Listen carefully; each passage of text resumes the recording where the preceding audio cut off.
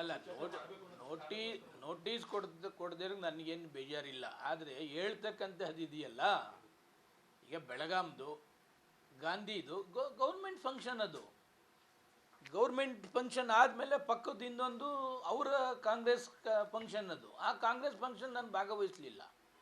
ಇಲ್ಲಿ D K Shivakumar ಅವರು ಪಾರ್ಟಿಗೂರು, ಆ ಪಾರ್ಟಿ ನಾನು ಭಾಗವಹಿಸಲಿಲ್ಲ.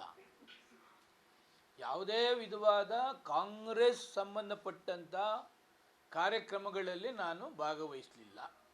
ಪಕ್ಷದ ನನಗೆ ಕ್ಷೇತ್ರದ ಸಮಸ್ಯೆಗಳಿದ್ದಂಥ ಸಮಯದಲ್ಲಿ PWD ಇರ್ತದೆ, ಹೋಮ್ ಮಿನಿಸ್ಟ್ರ್ ಇರ್ತದೆ, ಉಪಮುಖ್ಯಮಂತ್ರಿಗಳಿರ್ತಾರೆ, ಮುಖ್ಯಮಂತ್ರಿಗಳಿರ್ತಾರೆ. ಅನುದಾನ ತರ್ತಕ್ಕಂಥದ್ದಕ್ಕೆ ಸಂಬಂಧಪಟ್ಟಂಥ ವಿಚಾರ ಇದ್ದರೆ ಮಾತ್ರ ಭೇಟಿ ಮಾಡ್ತೇನೆ ವಿನ ಅವರ ಪರ್ಸನಲ್ ಕಚೇರಿಗಳಿಗೂ ಕೂಡ ನಾನು ಭೇಟಿ ಮಾಡಲಿಲ್ಲ. ನಾವು ಅನೇಕ ಬಾರಿ ಮಾಧ್ಯಮಗಳಲ್ಲಿ ಮಾತನಾಡುವಾಗ ಯತ್ನಾಳ್ ಅವರನ್ನ ಪ್ರಶ್ನೆ ಮಾಡ್ತಾ ಇದ್ರಿ, ವಿಜಯೇಂದ್ರ ಅವರನ್ನ ನೋಡ್ತಾ ಇದ್ರಿ. ಇದು ಪಾರ್ಟಿಯಲ್ಲಿ ಆಂತರಿಕವಾಗಿ ಬಹಳ ಚರ್ಚೆ ಆಗಿ ತಮ್ಮ ಗಮನಕ್ಕೆ ಬಂದಿರಬಹುದು.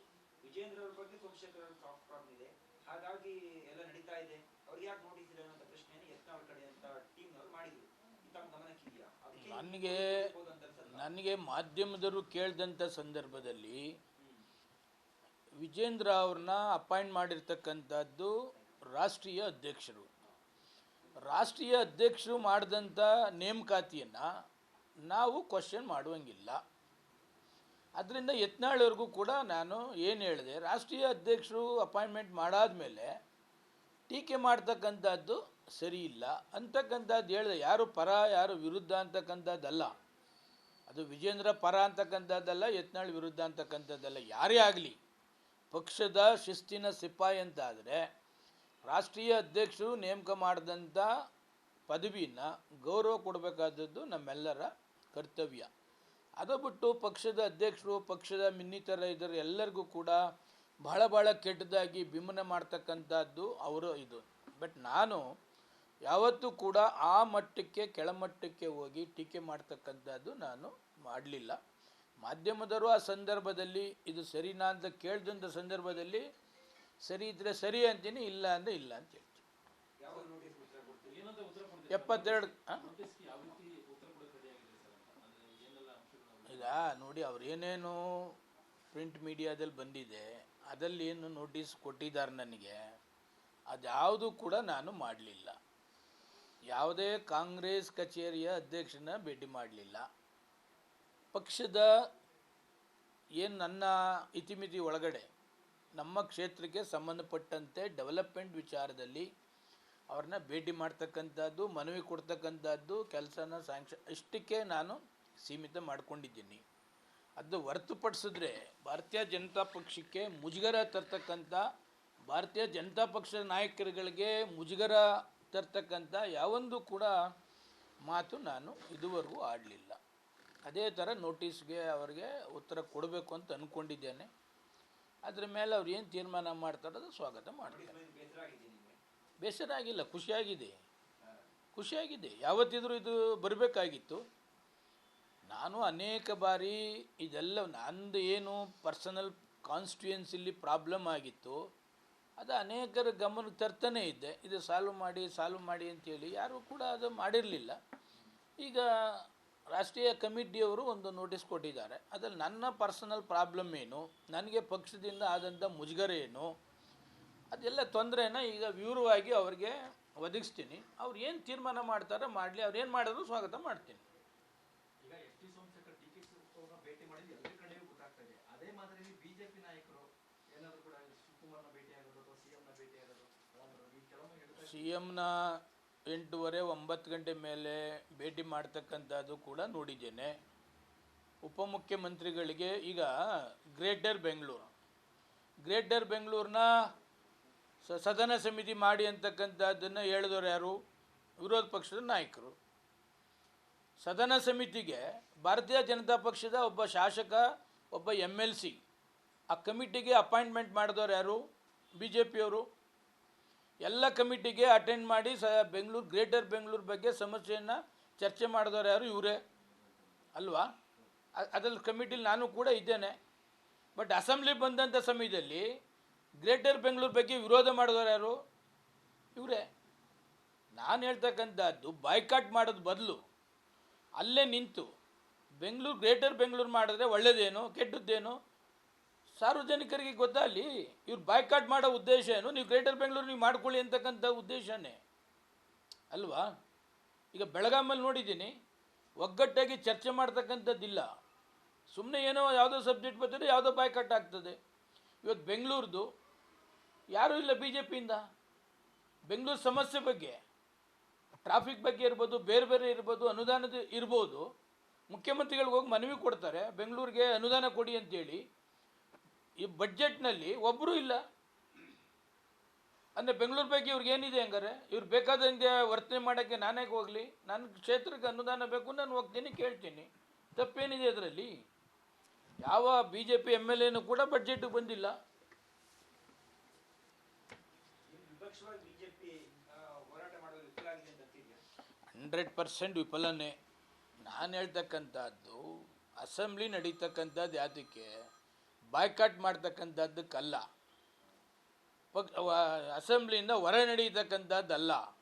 ಯಾವುದೇ ಸಬ್ಜೆಕ್ಟ್ ಬರಲಿ ಅಲ್ಲೇ ಕೂಲಂಕುಷವಾಗಿ ಸರ್ಕಾರಕ್ಕೆ ಬಿಸಿ ಮುಟ್ಟಿಸ್ತಕ್ಕಂಥ ಕೆಲಸ ಕೂಡ ಅಲ್ಲಿ ಮಾಡಬೇಕಾಗ್ತದೆ. ಎಲ್ಲರೂ ಒಗ್ಗಟ್ಟಾಗಿ ಮಾಡಬೇಕಾಗ್ತದೆ. ನೀವು ಇತ್ತೀಚೆಗೆ ಅಸೆಂಬ್ಲಿ ನೋಡಿ, ಒಬ್ಬರು ಶುರು ಆದರೆ 8-9 ಜನ ಮಾತಾಡ್ತಾರೆ.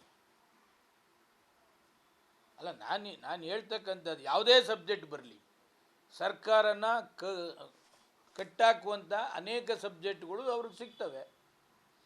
ಅದನ್ನು ಅವ್ರು ಯಾರೂ ಕೂಡ ಸರಿಪಡಿಸ್ಕೊಳ್ಳದೆ ಸುಮ್ಮನೆ ಬಾಯ್ಕಾಟ್ ಮಾಡ್ತಕ್ಕಂಥದ್ದು ಏನು? ಈ ಗ್ರೇಟರ್ ಬೆಂಗಳೂರದು ಎಲ್ಲ ಆಗಿದೆ, ಕೌನ್ಸಿಲಲ್ಲಿ ಅಪ್ರೂವ್ ಆಗಿದೆ, ಇಲ್ಲಿ ಅಪ್ರೂವ್ ಆಗಿದೆ, ಇವರೇ ಎಲ್ಲ ಕಮಿಟಿಗೆ ಬಂದಿದ್ದಾರೆ. ಈಗ ಹೋಗಿ ರಾಜ್ಯಪಾಲರಿಗೆ ಬೆಂಗಳೂರು ಡಿವೈಡ್ ಆಗ್ತಿದೆ ಅಂತ ಕೊಡ್ತಿದ್ದಾರೆ. ನಾನು ಹೇಳ್ತಾ ಇರೋದು ಈ ಥರ ಪಾಲಿಟಿಕ್ಸ್ ಬೇಡ. ಬೆಂಗಳೂರು ಡಿವೈಡ್ ಆಗೋದು ಬೇಡ. ಅಸೆಂಬ್ಲಿಲೇ ಮಾತಾಡಿ, ಅಸೆಂಬ್ಲಿಲೇ ಎಲ್ಲ ಒಗ್ಗಟ್ಟಾಗಿ 66 ಜನನ್ನು ಒಗ್ಗಟ್ಟಾಗಿ ಫೈಟ್ ಮಾಡಿ. ನೀವು ಬಾಯ್ಕಾಟ್ ಮಾಡಿದ್ರೆ ಏನಾಗ್ತದೆ? ಅವರು ಅಪ್ರೂವ್ ಮಾಡ್ಕೋತಾರೆ. ಅಂದ್ರೇನು? ಇಂಡೈರೆಕ್ಟಾಗಿ ನೀವು ಸಪೋರ್ಟ್ ಮಾಡ್ದಂಗೆ ತಾನೆ. ಅದು ಅಂಥವ್ರು ಯಾರಿಗೂ ನೋಟಿಸ್ ಕೊಡೋದಿಲ್ಲ. ಆಮೇಲೆ ಯಾರು ದೊಡ್ಡವ್ರು ಯಾರು ಕಾದರ್ ಸ್ಟೇಮರ್ಗೆ ಹೋಗಿದಾರ? ಎಲ್ಲ ಬಡಪಾಯಿನ ಹತ್ತಿಸ್ಬಿಟ್ರು, ಹತ್ತಿ ಅಂತ. ಅವ್ರು ಸಸ್ಪೆಂಡ್ ಆದ್ರು ಏನಾಗ್ತದೆ ಈಗ? ಯಾರಿಗೆ ಕೆಟ್ಟ ಹೆಸರು? ಯಾರು ಸೀನಿಯರ್ ಲೀಡ್ರುಗಳಿದ್ದಾರೆ, ಸೀನಿಯರ್ ಲೀಡ್ರ್ ಹತ್ಬೇಕಾಯ್ತು. ಯಾರೋ ಪಾಪ 1 ಅಟೆಂಪ್ಟು 2 ಅಟೆಂಪ್ಟು ಬರ್ತಾನೆ, ಖುಷಿಗಿರ್ತಾನೆ, ಮೆತ್ತು ಮೇಲು ಅಂತಾರೆ. ಅವನೇನು ಮಾಡ್ತಾನೆ? ಖುಷಿಯಾಗಿ ಹತ್ತುತ್ತಾರೆ, ಸಸ್ಪೆಂಡ್ ಆದರು.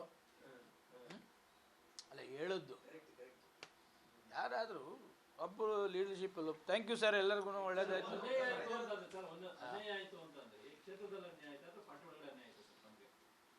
ನೋಡಿ, ಪಾರ್ಟಿಲೇ ನನ್ನ ಕ್ಷೇತ್ರದಲ್ಲಿ ಅನ್ಯಾಯ ಆದದ್ದು ಸ್ಟಾರ್ಟ್ ಆದದ್ದು ಇದು.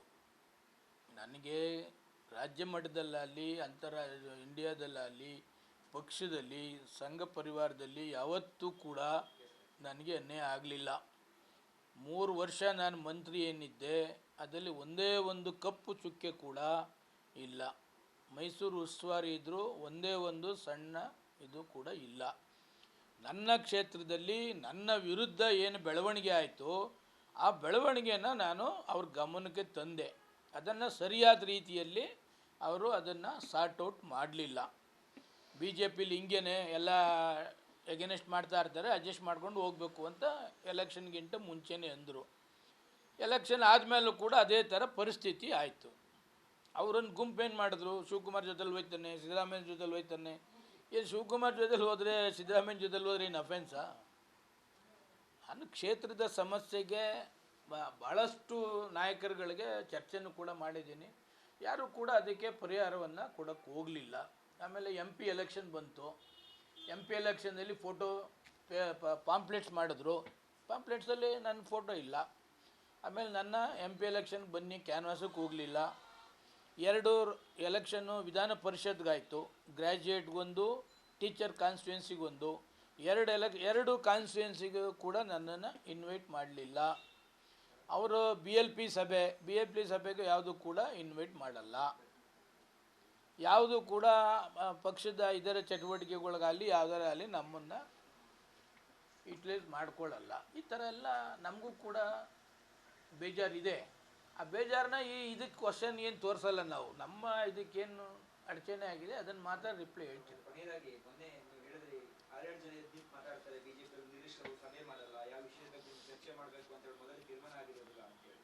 ಮೊನ್ನೆ ಹನಿ ಟ್ರಾಪ್ ಪ್ರಕರಣ ಬಂದಾಗ ಕೂಡ ಒಂದಿಷ್ಟು ವೈಮನಸ್ಸ ಆಗಿ ಕೆಲವು ಬೇಸರವನ್ನ ಕೂಡ ಮಾಡ್ಕೊಂಡ್ರು ಅನ್ನೋಂಥದ್ದು ತಾವು ಒಂದೇ ಗೊತ್ತಿದ್ರಿ ಗಮನಿಸಿರ್ಬೇಕಲ್ಲ. ಹನಿ ಟ್ರಾಪ್ದು ಆಡಳಿತ ಪಕ್ಷದ ಮಂತ್ರಿಗಳೇ ಒಂದು ಸ್ಟಿಪ್ಪನ್ನ ಕಳಿಸ್ತಾರೆ ಮಾತನಾಡುವಾಗ, ಬಿ ಜೆ ಪಿಯ ಧುರೀಣರು ಮಾತನಾಡುವಾಗ ಅದ್ರ ಬಗ್ಗೆ ಸಾಕಷ್ಟು ಚರ್ಚೆನೂ ಕೂಡ ಮಾಡಲಿಲ್ಲ.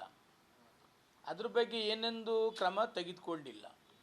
ಯಾವಾಗ ಟಿ ವಿ ಮಾಧ್ಯಮಗಳಲ್ಲಿ ಅದು ಬಂತ, ಅದಾದಮೇಲೆ ಬೇಕಾದಷ್ಟು ಮಾಧ್ಯಮಗಳಲ್ಲಿ ಅದೇ ಪಕ್ಷದ ನಾಯಕರುಗಳು ಕೂಡ ಸಾಕಷ್ಟು ಚರ್ಚೆ ಮಾಡಿದ್ದಾರೆ. ನಾನು ಯಾವತ್ತೂ ಅದ್ರ ಬಗ್ಗೆ ಚರ್ಚೆ ಮಾಡೋಕ್ಕೆ ಹೋಗಲೇ ಇಲ್ಲ. ಯಾವುದೇ ಪಕ್ಷದ ವಿರೋಧ ಪಕ್ಷದ ನಾಯಕರನ್ನು ಕೂಡ ಟೀಕೆ ಮಾಡಿದ್ದಾರೆ. ಇನ್ಯಾವ ಕಾರಣಕ್ಕೂ ನಾನು ಅಸೆಂಬ್ಲಿಗೆ ಬರೋದಿಲ್ಲ ಅಂತಕ್ಕಂಥದ್ದು ಕೂಡ ಎಮ್ ಎಲ್ ಎಗಳು ಹೊರ ಹೋಗಿದ್ದಾರೆ. ಅಂಥ ಬರ್ನಿಂಗ್ ಇಶ್ಯೂ ಬಂದಂಥ ಸಮಯದಲ್ಲಿ ಎಲ್ಲರೂ ಕೂಡ ಒಗ್ಗಟ್ಟಾಗಿ ಅದನ್ನು ಫೇಸ್ ಮಾಡ್ತಕ್ಕಂಥದ್ದನ್ನು ಮಾಡಬೇಕಾಯಿತು. ಅಂಥದ್ದು ಆಡಳಿತ ಪಕ್ಷದವರೇ ಇವರಿಗೆ ಕೊಟ್ಟಾದ ಮೇಲೂ ಕೂಡ ಮಾಧ್ಯಮದಲ್ಲಿ ಸೀರಿಯಸ್ ಆಗಿ ತಗೊಳ್ತಾ ಇಲ್ಲ ಅಂತ ಹೇಳಿದ ಮೇಲೆ ಅನೇಕ ನಾಯಕರುಗಳು ನಾನು ಅಸೆಂಬ್ಲಿಗೆ ಬರೋದಿಲ್ಲ ಇನ್ಮೇಲೆ ಅಂತಕ್ಕಂಥದ್ದು ಹೋದ್ಮೇಲೆ ಅವರು ಸೀರಿಯಸ್ ಆಗಿ ತಗೊಂಡಿದ್ದಾರೆ. ಇಷ್ಟೇ. ನಾನು ಬಿಟ್ಟರೆ ಸಾಕೀಗ.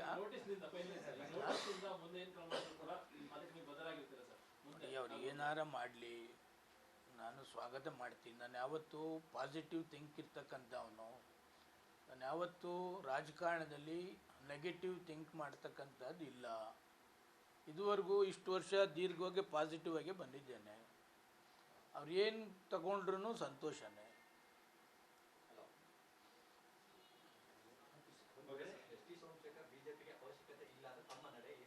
ಅದು 2028ಕ್ಕೆ ಚುನಾವಣೆ. ಈಗೇನು ಕಾಂಗ್ರೆಸ್ಗೆ ಅವ್ರಿಗೆ 140 ಅವ್ರಿಗೆ ಇರೋದ್ರಿಂದ ನಮ್ಮದು ನೆಸೆಸಿಟಿ ಏನಿಲ್ಲ. ಒಂದು ಈ ಚುನಾವಣೆಯೂ ಕೂಡ ಯಾವುದೂ ಇಲ್ಲ. 2028ಕ್ಕಿದೆ. ಅಷ್ಟೊತ್ತಿಗೆ ಅವ್ರು ತೀರ್ಮಾನ ಮಾಡಿದ್ರೆ 2028ಕ್ಕೆ ನಾನು ತೀರ್ಮಾನ ಮಾಡ್ಕೋತೀನಿ ಎಲ್ಲಿಂದ ನಿಲ್ಲಬೇಕು, ರಾಜಕೀಯದಲ್ಲಿ ಇರಬೇಕಾ ಬೇಡವಾ ಏನು ಅಂತಂದ್ರೆ ಆಮೇಲೆ ತೀರ್ಮಾನ ಮಾಡ್ಕೋತೀನಿ. 2028ಕ್ಕೆ ಈಗ ತೀರ್ಮಾನ ಮಾಡಿದೇನು ಕ್ಷೇತ್ರದ ಸಮಸ್ಯೆಗಳಿಗೆ ಅಡ್ಡಿ ಆಗ್ತದೆ. ಅದರಿಂದ ಈಗ ತೀರ್ಮಾನ ಏನು ಮಾಡಲ್ಲ. 2028ಕ್ಕೆ ತೀರ್ಮಾನ.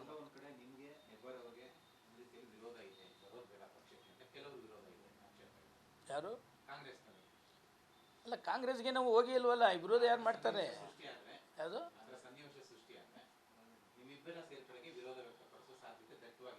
ಮಾಡಲಿ ಬಿಡಿ. ಈಗ ಪರ ವಿರೋಧ ರಾಜಕೀಯದಲ್ಲಿ ಇದ್ದೇ ಇರ್ತದೆ. ನಾವು ಆ ಥರ ತೀರ್ಮಾನ ಮಾಡಲಿಲ್ವಲ್ಲ. ಈ ಪಕ್ಷಕ್ಕಿಂತ ನನ್ನ ಕ್ಷೇತ್ರದ ಕಾರ್ಯಕರ್ತರು, ಲೀಡ್ರು ಅವರ ಸಭೆ ಮಾಡಿ ಅವ್ರ ತೀರ್ಮಾನ ಏನು ಹೇಳ್ತಾರೆ ಅದ್ರ ಪ್ರಕಾರ ಮಾಡಿದ್ವಿ. ಅದು ಈಗಲ್ಲ, 2028ಕ್ಕೆ.